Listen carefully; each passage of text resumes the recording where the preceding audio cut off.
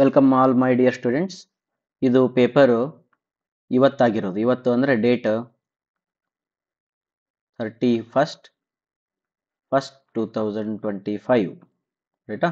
ಇದು ಎಕ್ಸಾಮ್ ಹೆಸರು B B M P conduct ಮಾಡಿದವರು KPSC ಅವರು, ಕರೆಕ್ಟಾ, ಫಾರ್ ಅಸಿಸ್ಟೆಂಟ್ ಇಂಜಿನಿಯರ್ ಪೋಸ್ಟ್, ಕರೆಕ್ಟಾ.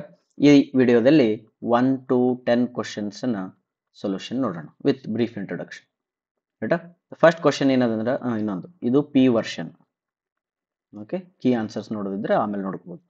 The source of strength of water bound macadam surface is. Water bound macadam ಅಂತೇಳಿ ಬರ್ತದೆ ಟ್ರಾನ್ಸ್ಪೋರ್ಟೇಷನ್ ಇಂಜಿನಿಯರಿಂಗ್ ಒಳಗೆ WBM ಅಂತಾರೆ. ಲೋಕಲ್ ರೋಡ್ಸ್ಗಳಿಗೆ ಯೂಸ್ ಮಾಡ್ತಾರೆ. ಇದ್ರದ್ದು ಸ್ಟ್ರೆಂತ್ ಎದ್ರ ಮೇಲೆ ಡಿಪೆಂಡ್ ಅದ ಅಂದರೆ mechanical interlocking of aggregates. This is perfectly correct answer.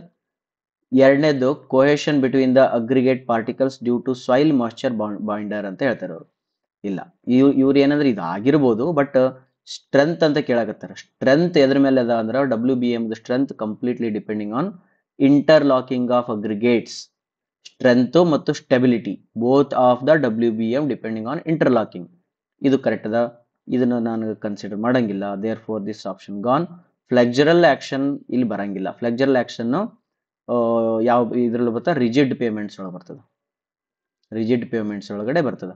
WBM ಇದು ರಿಜಿಡ್ ಅಲ್ಲ, ಇದು ಫ್ಲೆಕ್ಸಿಬಲ್ ಪೇಮೆಂಟ್, ರೈಟಾ. Therefore the first option is right. The second question is the device used for facilitating load transfer in concrete pavement is correct. Concrete pavements ಒಳಗಡೆ bars ಹಾಕಿರ್ತಾರೆ. Bars ಬಗ್ಗೆ ಕೊಟ್ಟಿದ್ದಾನೆ. ಓಕೆನಾ, ಒಂದು ನೆನ್ಪಿಟ್ಕೊಡ್ರಿ. ಈಗ ಅಕಸ್ಮಾತಾಗಿ ಹಿಂಗೊಂದು ಕಾಂಕ್ರೀಟ್ ಪೇಮೆಂಟ್ ಇತ್ತು, ಇದ್ರ ಮೇಲ್ಗಡೆ ಒಂದು ಗಾಡಿ ಹಿಂಗೆ ಹೋಗ್ತಾ ಇತ್ತು ಅಂತ ತಿಳ್ಕೊಡ್ರಿ. ಇದು ಎಕ್ಸೆಲ್. ಇದೊಂದು ಗಾಡಿ ಹಿಂಗೆ ಹೋಗ್ತಾ ಇತ್ತು ಅಂದ್ರೆ ನಿಮ್ಮ ಕಡೆಗೆ ಬರಾಕತ್ತದಂದ್ರೆ ಈ ಪೇಮೆಂಟ್ ಹೆಂಗದ, ಇದು ಹಿಂಗದ, ಇದು ರೈಟಾ. ಹಿಂಗೆ ಪೇಮೆಂಟ್ ಅದ.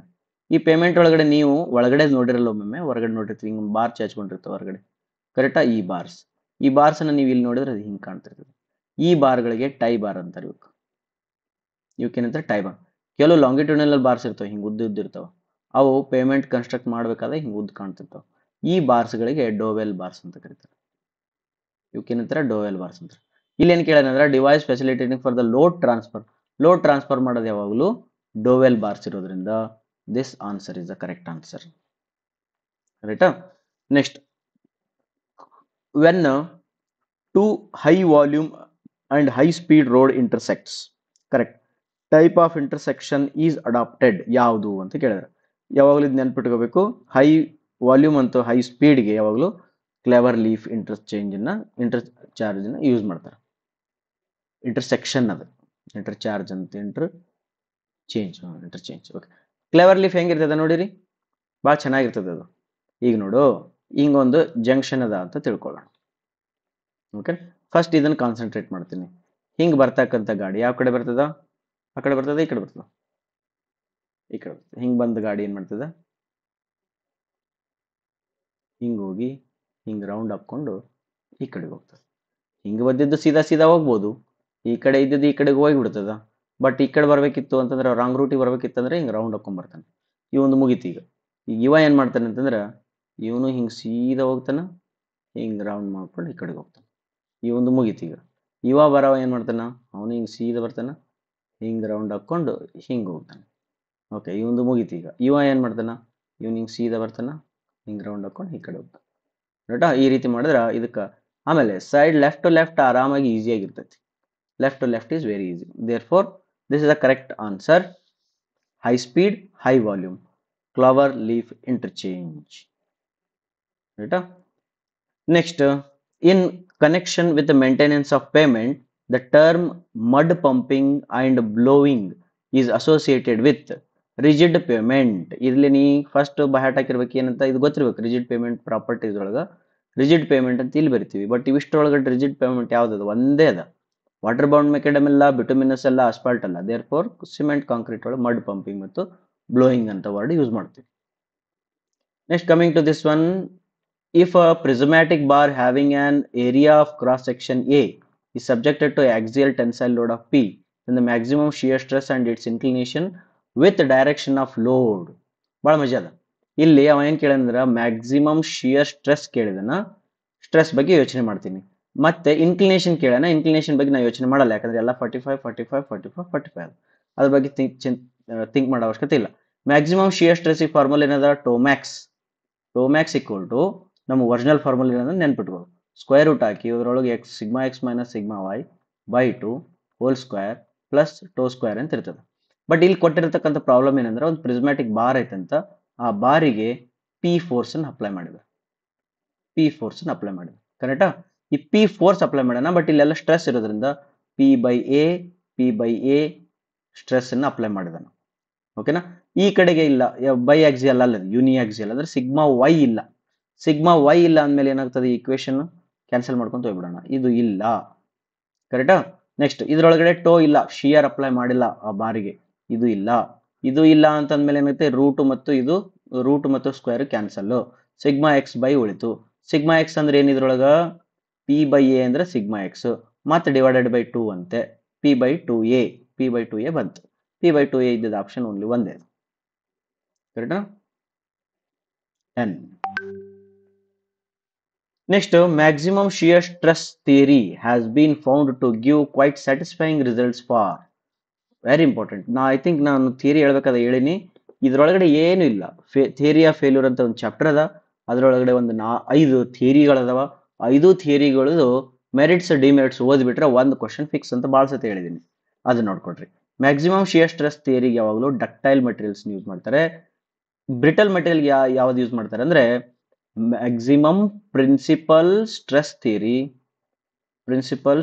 ಥಿಯರಿ ಇದು ಒಂದು. ಇನ್ನೊಂದದ maximum principal strain theory, maximum principal stress theory, ಆಮೇಲೆ ಶಿಯರ್ ಸ್ಟ್ರೆಸ್ ಥಿಯರಿ. ಅದರೊಳಗಡೆ ಡಕ್ಟೈಲ್ ಇಲ್ಲಿ ಬರ್ತದೆ, ಬ್ರಿಟಲ್ ಇವೆರಡಕ್ಕೆ ಹೋಗ್ತದೆ, ರೈಟ್?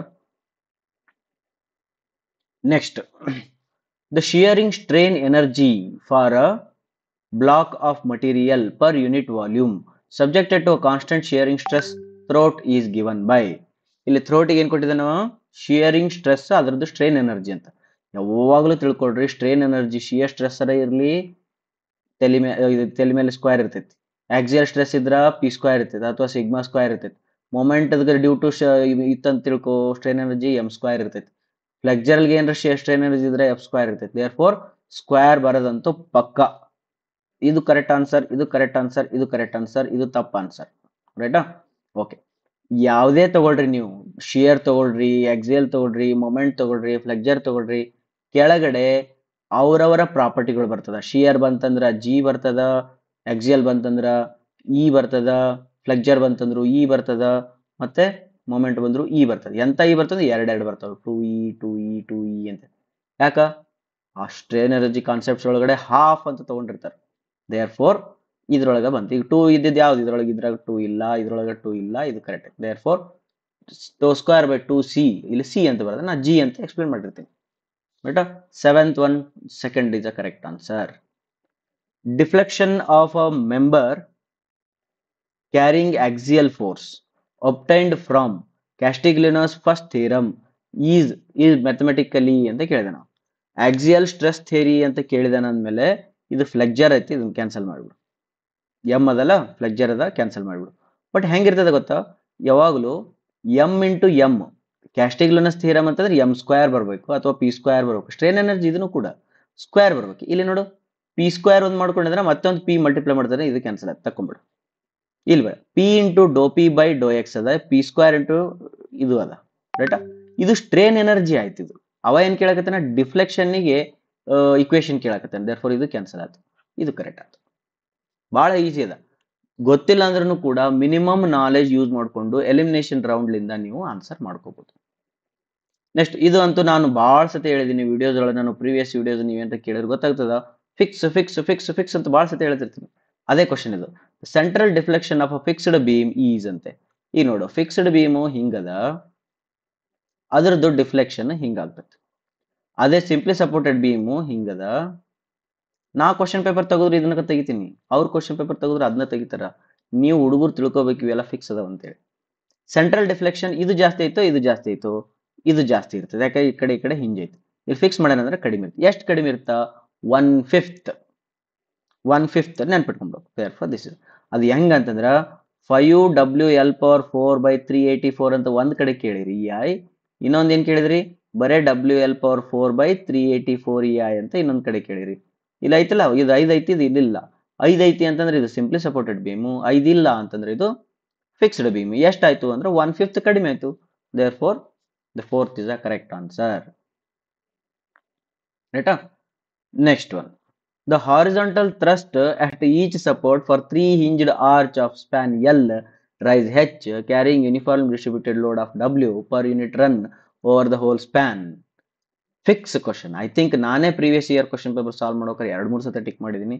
ಮತ್ತೆ ಕ್ವಶನ್ ಕೇಳಿದೆ ನಾನು, WL²/8H. Thank you my students. ಈ ವಿಡಿಯೋದಲ್ಲಿ 10 ಇರಲಿ, ನೆಕ್ಸ್ಟ್ ವಿಡಿಯೋದಲ್ಲಿ ಮತ್ತೆ ನಾ 10 ಮಾಡ್ಕೊಂತ 100 ಮುಟ್ತೀನಿ. Thank you. ವಿಡಿಯೋ ದೊಡ್ಡದಾಗ್ತದಲ್ಲ ಅದಕ್ಕೆ.